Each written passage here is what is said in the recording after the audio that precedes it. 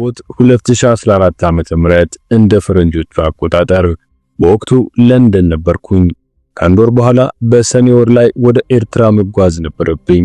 ሌሎችም 3 የግንቦት 7 ንቅናቄ የሥራ አስፈጻሚ ኮሚቴ አባላት በሰኔ ወር ለሥራ ኤርትራ መግባት ነበረባቸው። የኔንና የሶስቱን የሥራ አስፈጻሚ አባላት የአየር ቲኬት መግዛት የኔ ኃላፊነት ሆነ። ቲኬቱ ከዱባይ ኤርትራ የሚወስደን ነው። የምንገዛው ዱባይ ከሚገኘው የኤርትራ አየር መንገድ ቢሮ ነበረ። ለንደን ላይ ሆኜ ዱባይ ለሚገኘው የኤርትራ አየር መንገድ ስልክ ደወልኩ። በመልኩና በድምፁ የማውቀው ህንዳዊ ምን ልርዳዎት በማለት የስልክ ጥሪ መለሰ። ለአራት ተጓዦች ከዱባይ አስመራ ደርሶ መልስ ቲኬት አስቀድመን እንድትይዝልኝ እፈልጋለሁ። ከሁለት ሳምንት በኋላ ቢሮ መጥቼ ክፍያውን እፈጽማለሁ አልኩት። ደንበኛቸው መሆኔን ስሜንም ጨምሬ ያስረዳሁት። እሱም የተጓዦችን ሙሉ ስሞች፣ መብረር የምትፈልጉበትን ዕለት፣ የፓስፖርት ቁጥርና ሌሎችንም ዝርዝሮች በኢሜል ላክልኝ፣ ችግር የለውም አለኝ። የኢሜል አድራሻውንም እኔ በሰጠሁት የኢሜል አድራሻ ወዲያውኑ ላክልኝ። የተከፈተው ላፕቶፕ ኮምፒውተሬ ላይ የኢሜል አድራሻውን አየሁት። አመሰግናለሁ ብዬ ስልኩን ዘጋው። የአራታችንን ስምና ሌሎችንም ተያያዥነት የነበራቸው መረጃዎች ለጉዞ ወኪሉ ወዲያውኑ ላኩለት። የኔ የኤርትራ ጉዞ ከሶስቱ ቀደም ይላል። ሶስቱ ከዱባይ የሚነሱት ከኔ ትንሽ ቀናት ዘግይተው ስለነበር ሐሙስ ሰኔ 12 2006 ዓ.ም ከለንደን ወደ ዱባይ በረርኩኝ። የመጀመሪያ ስራዬ ወደ ኤርትራ አየር መንገድ መሄድ ሆነ። እንዲይዙልኝ የጠየቅኳቸውን ቲኬቶች ዋጋ መክፈል ነበረብኝና በጉዞ ወኪሉ ቢሮ ያልጠበቅኩት ነገር ገጠመኝ። በኢሜል መልእክቴ የኔን ከዱባይ ወደ አስመራ የመብረሪያ ቀን አሳስቼ ልኬው ነበር። የተቀሩት ጓዶቼ ቲኬቶች በአግባቡ ተዘጋጅቷል። ለኔ የተዘጋጀው ቲኬት ወደ አስመራ ለመሄድ በፈለኩበት ቀን አልነበረም። ከአንድ ወር በኋላ ለሚደረግ ጉዞ እየተዘጋጀ ነበር። ጥፋቱ የኔ ነው። የአየር መንገዱ ሰራተኛ የላኩለትን ኢሜል እዛው አሳይቶ አሳምኖኛል። ጥፋቴን አምኜ ቲኬቱን ወደ አስመራ ለመሄድ በምፈልግበት ቀን እንዲቀይርልኝ ጠየቅኩት። መቀየር አልተቻለም። የአውሮፕላኑ መቀመጫዎች በሙሉ ተይዘዋል። 400 የአሜሪካን ዶላር የሚጨምር ከሆነ በአንደኛ ደረጃ ለመብረር ቦታ እንዳለ ነገረኝ። ለኤርትራ ጉዞ አዲስ አልነበርኩም። ብዙ ጊዜ ተመላልሻለሁ። ግንቦት 7 ወያኔን በመሳሪያ ጭምር መታገል አለብን ብሎ ከወሰነ ቆይቷል። ኤርትራ ይህን የግንቦት 7 ውሳኔ በተግባር ለመፈጸም የምታስችል ብቸኛዋ ሀገር መሆኗን ተገንዝቧል። ኢትዮጵያ በድንበር ከሚያዋስኑ ሀገሮች መሃል ያንዳቸው ድጋፍ ለትጥቅ ትግሉ የግድ አስፈላጊ ነበር። የድጋፉ አይነት የአደባባይ ሚስጥር ነው።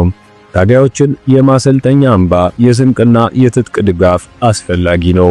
የኤርትራ መንግስት ይህን ድጋፍ እንደሚያደርግልን ግልጽ ሆኗል።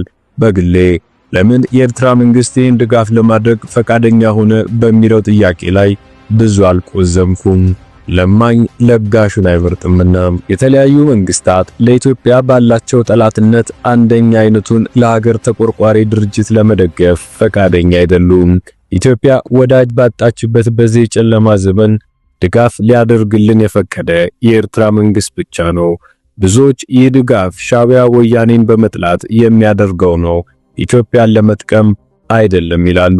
ሌሎች ደግሞ የኤርትራ መንግስት ድጋፍ በጸጋ ተቀብሎ ወያኔን ለመዋጋት ልንጠቀምበት ይገባል ሲሉ ነበር። እኔ ግን የኋለኞቹን ሐሳብ ብቻ የምጋራ ነበርኩ። ነገር ግን ከዛም በላይ የሚሻገር እምነት ነበረኝ።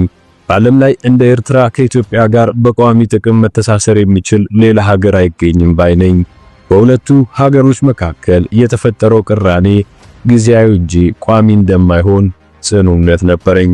ወደ ኤርትራ በተመላለስኩባቸው ወቅቶች አንድም ቀን ከጉዞ ጋር የተያያዘ ችግር ገጥሞኝ አያውቅም። ብዙ ጊዜ የኤርትራ አየር መንገድ አውሮፕላን ክፍት መቀመጫ አያጣም። አንድ ቀን ቢታጣ በማግስቱ ይገኛል።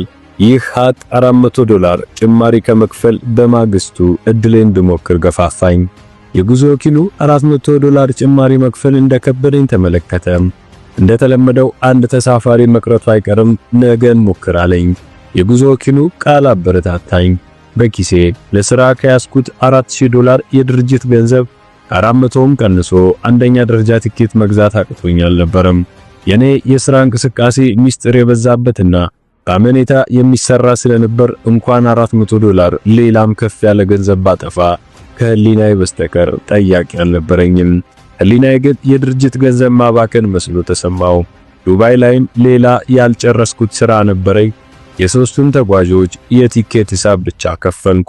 ነገ እመለሳለሁ ብዬ የጉዞ ወኪሉን ተሰናበትኩ። በነጋታው ወደ ጉዞ ወኪሉ ቢሮ ተመለስኩ። ወኪሉ አልቀናውም። አሁንም የኢኮኖሚ ደረጃ ቲኬት አልተገኘም። ከብዙ ማመንታት በኋላ እንደፈረደብኝ ያንኑ የአንደኛ ደረጃ ቲኬት ለመግዛት ወሰንኩ። እሱም ተሽጦ ጠበቀኝ። የሚቀጥሉት ቀናት በረራዎቹ በሙሉ ምንም ክፍት ቦታ የላቸውም። የሶስት የሥራ አስፈጻሚዎች ወደ ኤርትራ የመምጫ ጊዜ ደግሞ በጣም ተቃርቧል። እነሱ የሚመጡት ለጥቂት ቀናት ነው። የተጣበበ ፕሮግራም ነበራቸው። ከነሱ ቀደም ብዬ በመሄድ በቅድመ ዝግጅትነት መስራት የሚገባቸው አጣዳፊ ስራዎች ነበሩብኝ። ሌላ አማራጭ መጓጓዣ ለመፈለግ ተገደድኩ። በወቅቱ ወደ ኤርትራ የሚበሩ አየር መንገዶች የግብጽና የየመን አየር መንገዶች ብቻ ናቸው። የግብጽ አየር መንገድ ካይሮ ላይ ብዙ ሰዓት ቆይቶ አስመራ የሚገባው ሲነጋጋ ነው። በዚህ አየር መንገድ መጓዝ አንድ ሙሉ ቀን የሚባክንብኝ ሆነ። በዚህ ላይም በግብጽ አየር መንገድ ተጉዤ በውድቅት አስመራ በገባው ቁጥር በላይና ቤተሰቡ ከእንቅልፋቸው መቀስቀስ የሚከብደኝ ሆኗል። በለናይ የሻዕቢያ ታጋይ ነው፣ በእድሜ የገፋ።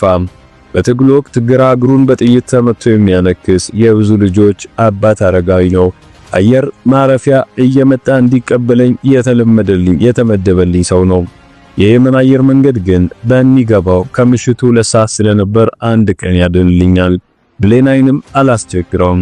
የደህንነት አደጋ እንዳለው ውቃቤ እየነገረኝ የየመንን አውሮፕላን መረጥኩ። ከዚያ ቀደሞ አንድ ጊዜ ተጉዤበታለሁ።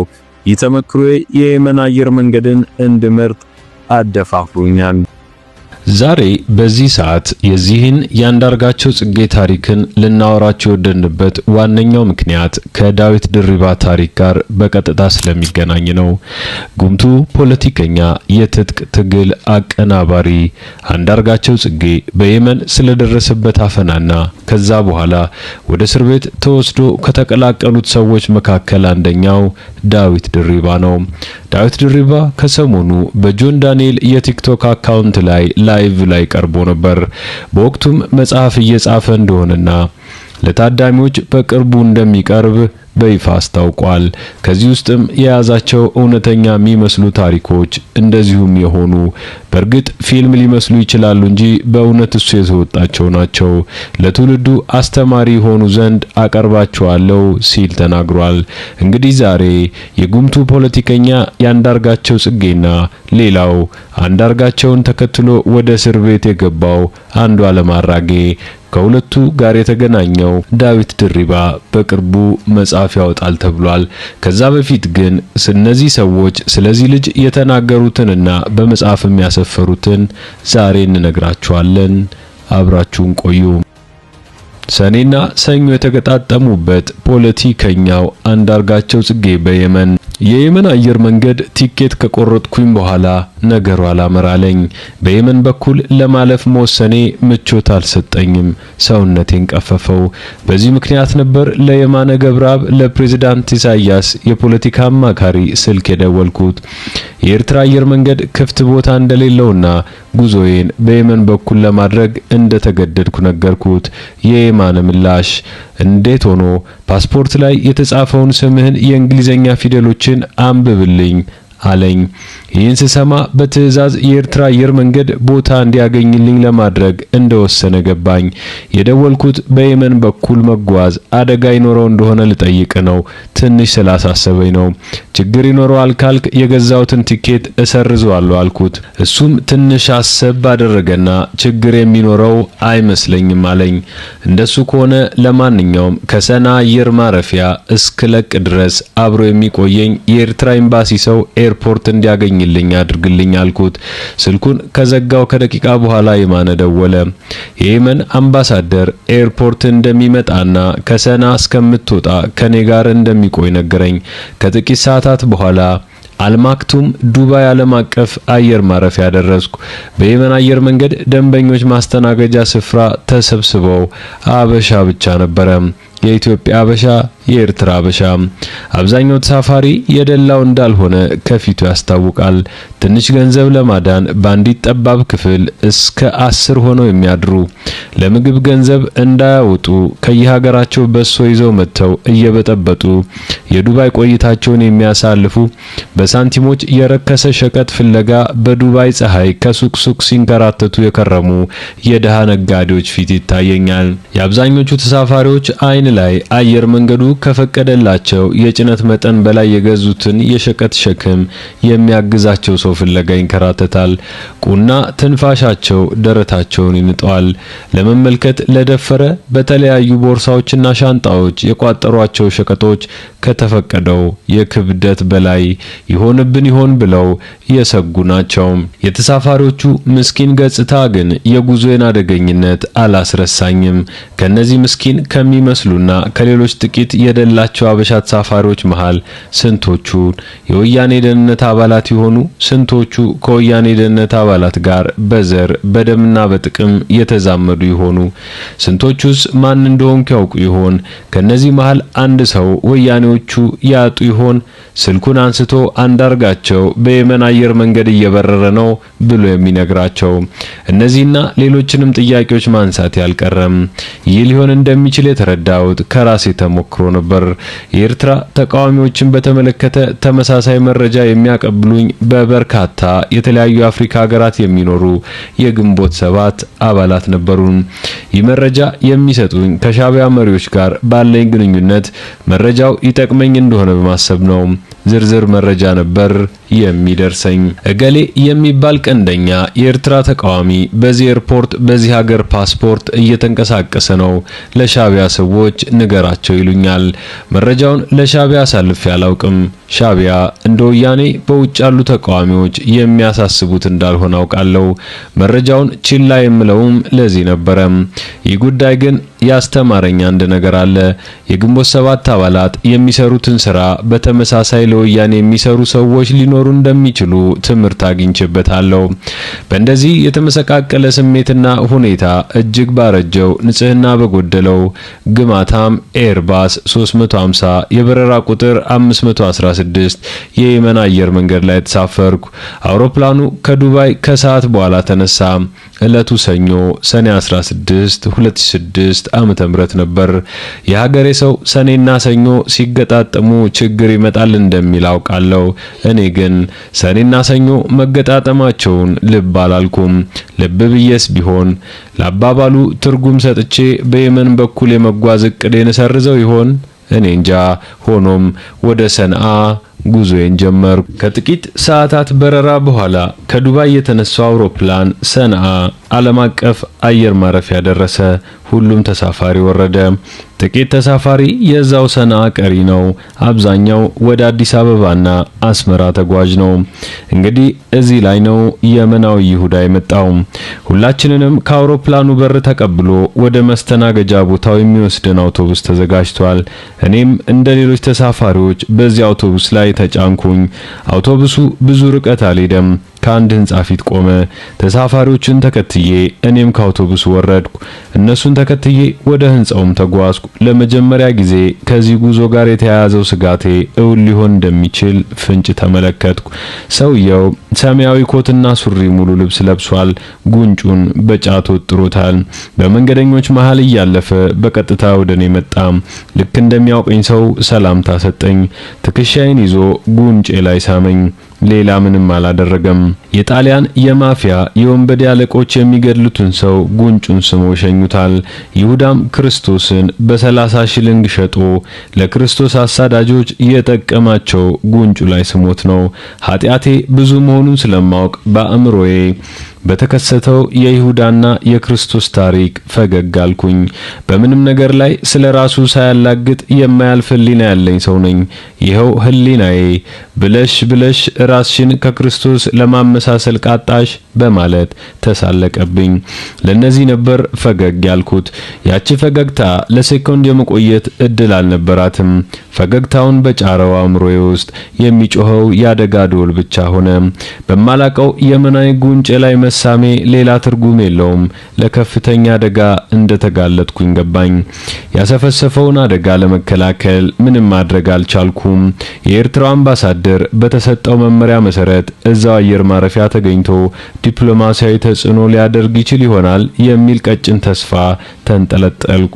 የገባንበት ትልቅ አዳራሽ መንገደኞችን እንደ ፍላጎታቸው የማስተናገጃ ስፍራ ነበረ። የመን የሚቀሩት ተሳፋሪዎች ፓስፖርት እያሳዩ ከአዳራሹ እየወጡ ሄዱ። ወደ ኢትዮጵያ የሚሄዱትም አንድ አውቶቡስ መጥቶ ወደ ሌላ መጠበቂያ ክፍል ይዟቸው ሄደ። ከጥቂት ጊዜ በኋላ ወደ አስመራ የምንበረው መንገደኞች ወደ ሌላ መጠበቂያ ክፍል የሚወስድ አውቶቡስ መጣ። በመጀመሪያው ዙር አውቶቡሱ የቻለውን ሞልቶ ሄደ። ሌላ አውቶቡስ ይሁን ያው የመጀመሪያው አላቅም፣ መስተንግዶ ክፍሉ ደጃፍ መጥቶ ተገተረ። ወደ ኋላ መቅረቱ ጥሩ ስላልመሰለኝ እኔም አዳራሹ በራፍ ላይ ከቆሙት መካከል ሆንኩኝ። ያው ሰማያዊ ሙሉ ልብስ ለባሹና ባለጫቱ ሰውዬ ከሁሉ አስቀድሞ ወደ አውቶቡሱ እንድገባ መንገዱን ክፍት አረገልኝ። ከኋላዬ ግን ሌሎች ተሳፋሪዎች እንዳይከተሉኝ የአዳራሹን የመስታወት በር በፍጥነት የመኖቹ ሲዘጉባቸው አየው። ብቻዬን አውቶቡስ ውስጥ ገባው። አውቶቡሱም ተንቀሳቀሰ። አሁን ሁሉ ነገር ግልጽ ሆኖልኛል። አውቶቡስ ውስጥ እንደገባው ፓስፖርቴን፣ ሞባይል ስልኬን፣ የኪስ ገንዘብ መያዣ ቦርሳዬን ያው ጉንጩ በጫት የተነፋው ሰው አምጣ አለኝ። ሰጠሁት። ከቦርሳዬ ውስጥ ክሬዲት ካርዶቼን፣ መንጃ ፍቃዴን እያወጣ ወሰደ። ብዙም ርቀት አልተጓዝንም። አውቶቡሱ ወደ ቀኝ ዞሮ አንድ ወደፊት መሄጃ የሌለው ሙት መንገድ ውስጥ ገብቶ ቆመ። ውረድ ተባልኩኝ። ሌሎች የደህንነት ሰዎች ይመስሉኛል ከኔና ከባለጫታሙ ሰውዬ ጋር አብረው ወረዱ። ወደ አንድ ግቢ ውስጥ ገባን። በግቢው ውስጥ አንድ መካከለኛ ዛኒጋባ ቤት ይታያል። ግቢው የመደበኛ ወታደር ልብስ በለበሱና ታጣፊ ክላሽን በያዙ ወታደሮች ይጠበቃል። አንድ ክፍል ውስጥ ገባን። የገባንበት ክፍል ዙሪያው የስፖንጅ ፍራሽ ተነጥፎበታል። ሁለት ሰዎች እነዚያ ስፖንጅ ፍራሾች ላይ ተቀምጠው ጫት ይበላሉ። ሁለቱም ባህላዊ የየመን ልብስ ለብሰዋል። በቀኝ ጎናቸው ሽጉጥ፣ በግራ ጎናቸው አፋሮች ጊሌ ያሉ የሚጠሩት ሴንጢ ወይም አጭር ጎራዴ መሰለ ነገር ታጥቀዋል። ወቅቱ የዓለም እግር ኳስ ዋንጫ ውድድር የሚካሄድበት ነው። ፍራሹ ላይ የተቀመጡትም ሰዎች ከፊት ለፊታቸው በተገተረው ትልቅ ጠፍጣፋ ቲቪ ላይ የሁለት ሀገሮች ግጥሚያ እያዩ ነው። ግን የሚያዩት እንደ ነገሩ ይመስላል። ነገረ ስራቸው፣ ውፍረታቸውና መድበልበላቸው ኳስን ያስንቃል። ይሁን እንጂ ኳስ ባለፈበት ያለፉም አይመስሉም። የገባነውን ሰዎች ቀና ብለው ተመልክተው ጫት ቅንጠሳቸውን ቀጠሉ። ሰማያዊ ልብስ ለባሹ ለኔና ለራሱ ሁለት ወንበሮች ከሌላ ክፍል አስመጣ። ሁለታችንን ቁጭ ካልን በኋላ ይሄው ሰው በእጄ ያስኩትን ሻንጣና የኮምፒውተር ቦርሳ ከፍቶ መበርበር ጀመረ። ሁሉንም ከበረበረ በኋላ እያንዳንዱን ዕቃ ዝርዝር በወረቀት መዝግቦ መልሶ ቦርሳው ውስጥ ከተተው። ቀደም ብሎ የነበረውን የገንዘብ መያዣ ቦርሳዬንም ከፍቶ ገንዘቡን ቆጥሮ ከነ ቦርሳው መልሶ አስረከበኝ። ክሬዲት ካርዱን፣ መንጃ ፍቃዱንና ፓስፖርቱን ግን አልመለሰም። 4000 የአሜሪካን ዶላር እና ጥቂት የእንግሊዝ የዱባይ ገንዘቦች ቦርሳዬ ውስጥ ነበሩ። ክሬዲት ካርዶቼንና መንጃ ፍቃዱን ሳይመልስ ገንዘቡን ግን ለምን እንደመለሰ አልገባኝም። ይህንን ካደረገ በኋላ በምልክት እዛው እንድጠብቅ ነገረኝ። ሁለቱንም ጫት ቃሚዎች አናገረ። ሰውየው ሲያናግራቸው ከጫት መቃም ስራቸው ወጥተው እንዴ እሱን ነው እንዴ እኔን ሲያዩ አየኋቸው። ስለኔ እየነገራቸው እንደሆነ ገብቶኛል። ከዚህ በኋላ ሰማያዊ ሱፍ ለባሹ አጅበውት ከመጡት ሰዎች ጋር ተያይዞ ልቅ አለ። ከዛ በኋላ ላየሁትም። ከሰማያዊ ሱፍ ለባሹ ሰውዬ በስተቀር አንዳቸውም እንግሊዘኛ መናገር አይችሉም። እሱም ቢሆን በጣም ተራ ነገሮች ከመናገር ያለፈ ችሎታ የለውም።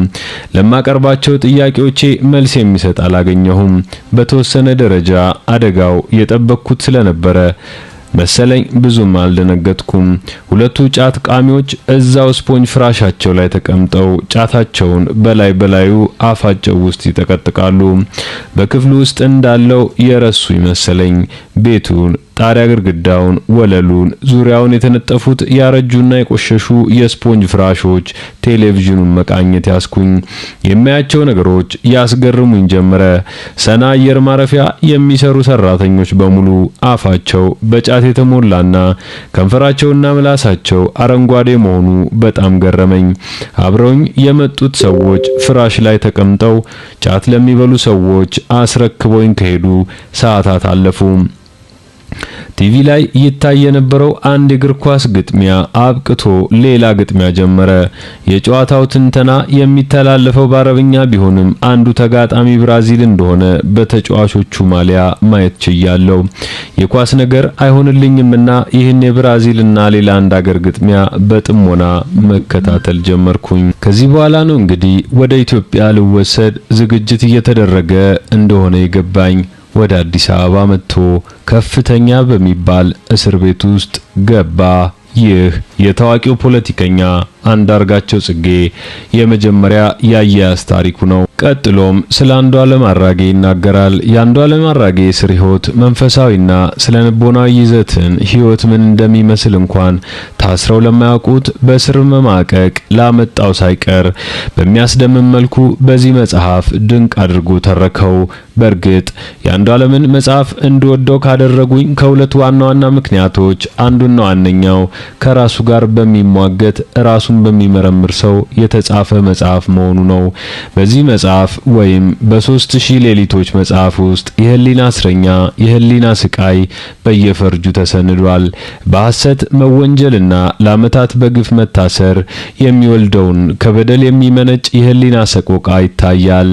እኔም በ3000 ሌሊቶችን በማንበቤ በስብዕና የመበልጸግ ስሜት ይሰማኛል። ከአንድ መጽሐፍ ከዚህ በላይ ገጸ በረከት አይጠበቅም።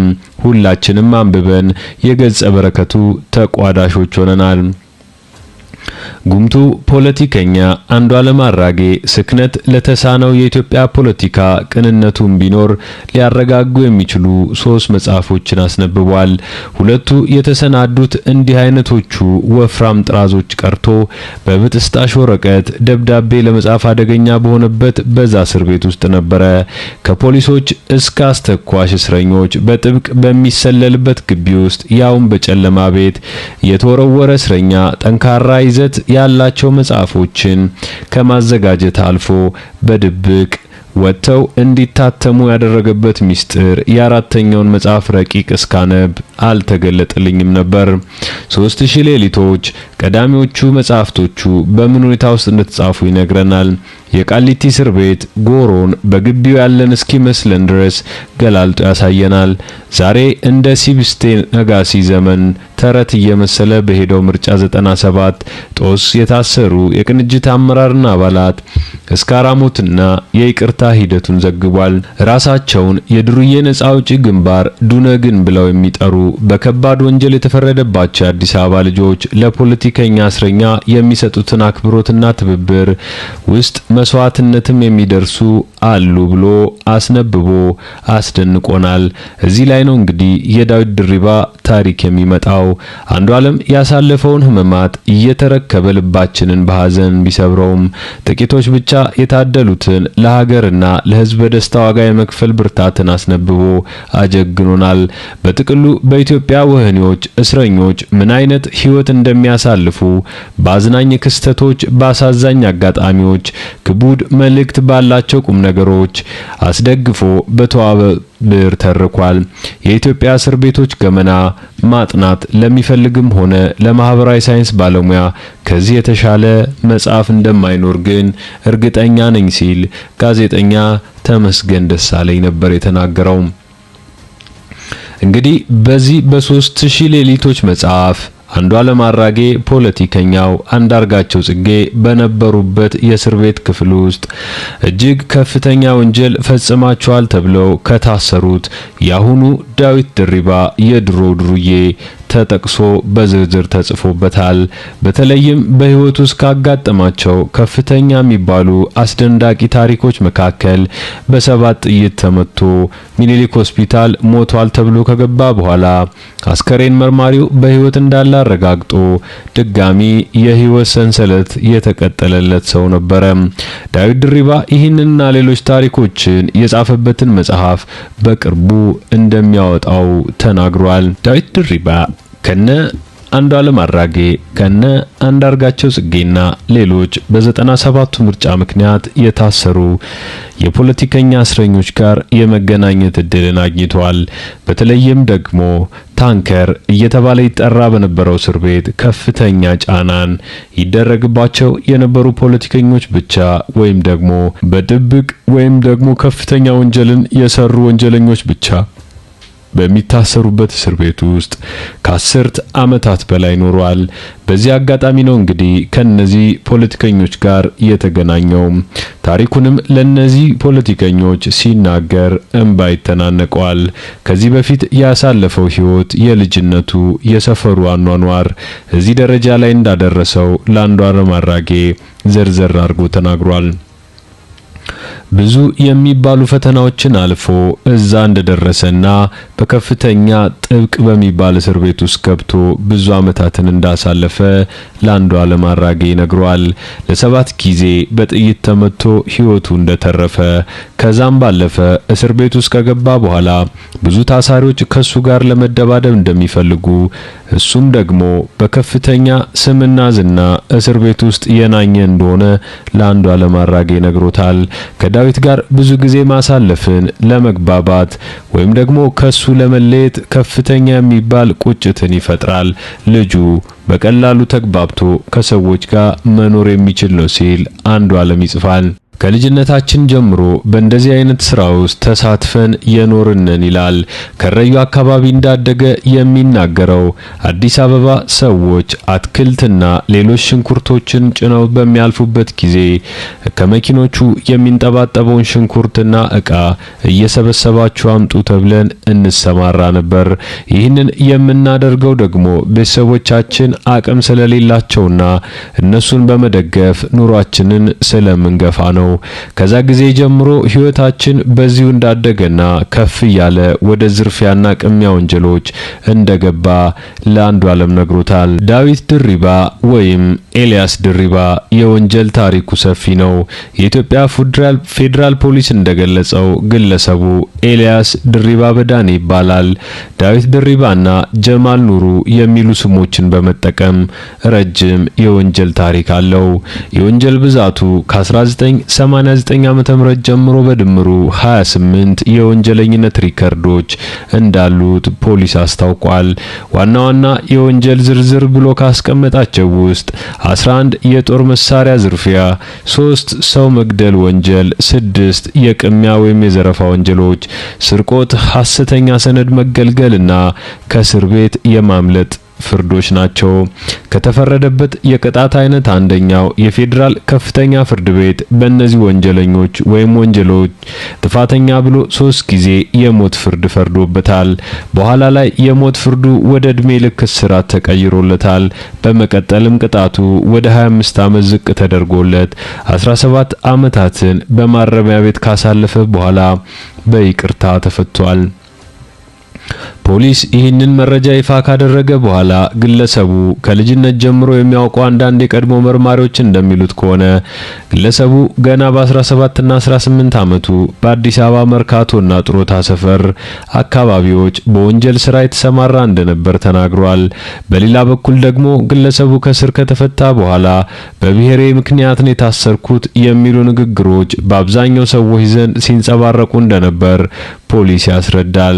ከዛ በኋላ ኤልያስ ድሪባ የአየር መንገዱ ግጭትና ዝርዝር ከወጣበት በኋላ ብዙ ነገሮች ወደ መድረክ መምጣት ጀመሩ። የአየር መንገዱ እንዲወርዱ ከተጠየቁበት ጊዜ ላይ ኤልያስ ድሪባና ሌሎች 5 ተጠርጣሪዎች ያደረጉት እንቅስቃሴ በአብዛኛው ዘንድ የሚታወስ ነው። መንግስትም የሽብርተኝነት ተግባር በሚል ወደ እስር ቤት ወስዷቸዋል። ተጠርጣሪዎቹ የአየር ሁኔታ አደገኛ መሆኑ እየተነገራቸው ቢከሰከስም ይከስከስ እንጂ መብረር አለብን በሚል የበረራ አባላቱን ለማስገደድ ሞክሯል ብሏል። ከቡድኑ ውስጥ ዮሐንስ ዳንኤል የተባለው ግለሰብ ወይም ጆን ዳንኤል በቲክቶክ ስሙ ክስተቱን በቀጥታ ስርጭት ሲያስተላልፍ፣ ኤልያስ ድሪባ ደግሞ ተሳፋሪዎች እንዳይወርዱና አመጽ እንዲነሳ ሲያነሳሳ ነበር የሚል ክስ ቀርቦባቸዋል። ፖሊስ ግለሰቦቹ ተልዕኮ ተቀብለው የሀገሪቱን ገጽታ ለማበላሸትና ስም ለማጥፋት የታቀደ ስራ ሰርተዋል የሚል ጥርጣሬ እንዳለው ተናግሮ ነበር። ከዚህ ጋር ተያይዞ የፌዴራል ፖሊስ ኮሚሽን ይፋ እንዳደረገው መረጃ ኤልያስ ድሪባ ከፍተኛ የሚባል ወንጀለኛ እንደሆነ ተናገረ። የታጠቁ ዘረፋዎች አርምድ ሮበሪስ በአዲስ አበባና በተለያዩ አካባቢዎች በቡድን በመደራጀት የንግድ ድርጅቶች የግል መኖሪያ ቤቶች ላይ የጦር መሳሪያ በመጠቀም ዝርፊያ ፈጽሟል። የሰው መግደል ወንጀሎች በዝርፊያ ወቅት በሌሎች አጋጣሚዎች በፈጸማቸው ግድያዎች በፌዴራል ከፍተኛ ፍርድ ቤት የሁለተኛ ወንጀል ችሎት ጥፋተኛም ነበረ። የጦር መሳሪያ ዝውውር ሌላው ወንጀሉ ነው። በህገወጥ መንገድ የጦር መሳሪያዎችን በማዘዋወርና በመሸጥ ተከሷል። በፖሊስ ክትትል እንዳይደረግበት ኤልያስ ድሪባ፣ ዳዊት ድሪባና ጀማል ኑሩ የሚሉ ስሞችን ይጠቀም ነበር። በዚህ ሁሉ ሰንሰለት ውስጥ ያለፈው ዳዊት ድሪባ ከሞት ፍርድ እስከ ይቅርታ ደርሷል። የግለሰቡ የህግ ሂደት እጅግ አነጋጋሪ የነበረው በነፃ በመለቀቁ ላይ ነበር። የሞት ፍርዱ እንዴት ነበረ?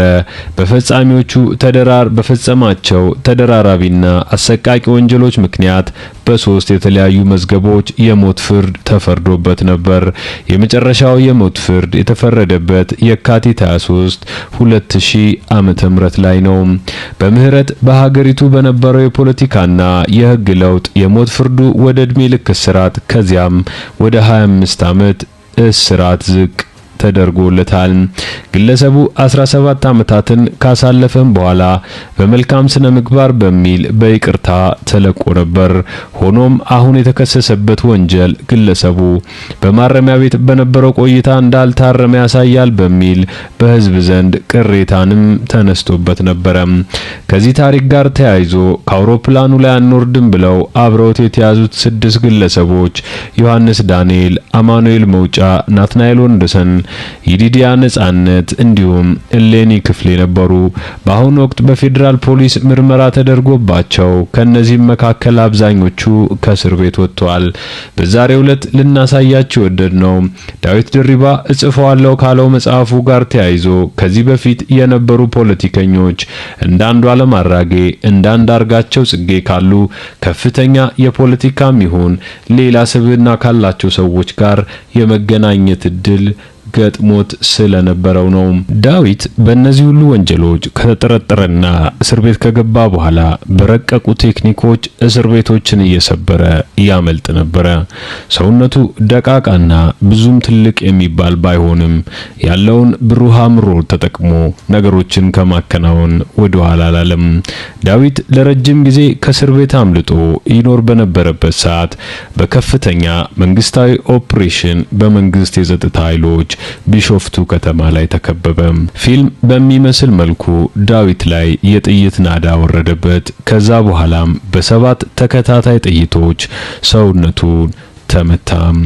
አንደኛው ጥይት ደግሞ እጅግ በሚያስገርም ሁኔታ ከኋላ በጭንቅላቱ ተመቶ ከፊት ባፉ ነበር የወጣው። በዚህ መሃል መንጋጋውንና ጥርሱን ተሰብሯል። በዚህም ሰዎች ወይም የጸጥታ ኃይሎች ሞቷል ብለው በጥቁር ላስቲክ አሽገው ወደ ሚኒሊክ ሆስፒታል ላኩት። እሱ ግን ሚኒሊክ ሆስፒታል እያለ ለሬሳ መርማሪው ዶክተር እኔ እኮ አልሞትኩም በህይወት አለው የሚል ምልክትን አሳየ።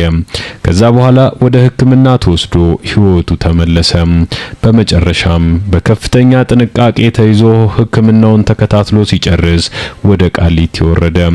ቃሊቲም ታንከር ተብሎ በሚጠራው ጎኑም ጣሪያውም ኮንክሪት በሆነው ከፍተኛ ጥበቃ በሚደረግለት ቀደም ሲል በነገርናችሁ እስር ቤት ውስጥ ታሰረም። እዛም እንግዲህ ለ10 ዓመታት ህይወቱን አሳልፏል፣ መርቷልም። እዛው ባገኛቸው ጉምቱ ፖለቲከኞች፣ ሌሎችም ስብዕናዎች የተለወጠ ይመስላል። ብዙ ጊዜ እንደሚናገረው ከሆነ ክረምት በመጣ ቁጥር ይታመማል። ይህም የሚሆነው ደግሞ ሰውነቱ ውስጥ ያልወጡ ጥይቶች በመኖራቸው ነው። አንድ ቀን ግን ወደ ሕክምና እንደተወሰደና እንደታከመ አስባለሁ ሲል አንዱዓለም አራጌ ሁኔታውን ይገልጸዋል። ዳዊትም ከፖለቲከኞቹ ከአንዱዓለም አራጌና ከበቀለ ገርባ ጋር ያሳለፋቸው የህይወት ታሪኮች አስገራሚ ናቸው። በወቅቱም የሱን ታሪክ ከሰሙ በኋላ መጽሐፍ እንዲጽፍ አበረታታውት በሁለት ሙሉ ደብተሮች ህይወቱን ጽፎታል። ከዛ ግን ወቅቱ በነበረው የእስረኞች ፍተሻ እነዚህ የተጻፉ መጽሐፍና ገጾቹ ተወስደውበታል።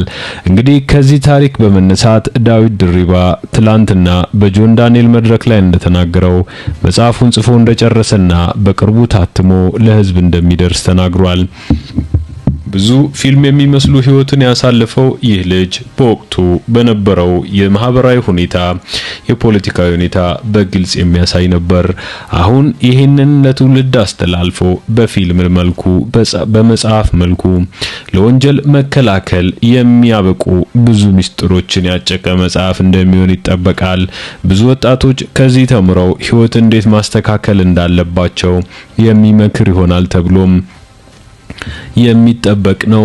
የዳዊት ድሪባ መጽሐፍ ብዙ ጊዜ በውጭ ሰዎች የምንሰማቸው ፊልም የሚመስሉ ታሪኮች እስር ቤትን የመስበር፣ ከእስር ቤት የማምለጥ፣ ብዙ ገድሎችን የመስራት የጀግንነት ተግባራት፣ ከህግ ተቃራኒ የሆኑ ወንጀለኝነትና ማህበረሰባዊ እሴቶችን የመጣስ፣ ከዚህም አልፎ ራስን ለማዳን በሚደረግ ትንቅንቅ ውስጥ ብዙ ወጣቶች አልፈዋል። ከዚህ ጋር ተያይዞ ዳዊት ድሪባ ያቀረበው ታሪክ ምናልባትም የብዙዎችን ህይወት ከእንደዚህ አይነት መከራ ሊታደግ ይችላል ተብሎ ይታሰባል። መጽሐፉ እስኪወጣ ቀንጭበን ያሳየናችሁ በአንዱዓለም አራጌ መጽሐፍ ላይ 3000 ሌሊቶች ከሚለው ገጽ ላይ የተከነጨበ የዳዊት ድሪባ ታሪክ ነው። በሰፊው በራሱ መጽሐፍ ሲመጣ በትረካ መልኩ ወደ እናንተ የምናቀርበው ይሆናል። እስከዛው ድረስ ሰናይ ጊዜ ይሁንላችሁ። ቻናላችንን ላይክ፣ ሼርና ሰብስክራይብ አድርጉ። ይህ በህይወት ገጾች የሚተነበይ የፍርቱናው ታሪክ ነው። ይህ ታሪክ የዳዊት ድሪባ ፍርቱና ነው። ነገን ለራሱን ተዋለን። ሰናይ ጊዜ ይሁንላችሁ።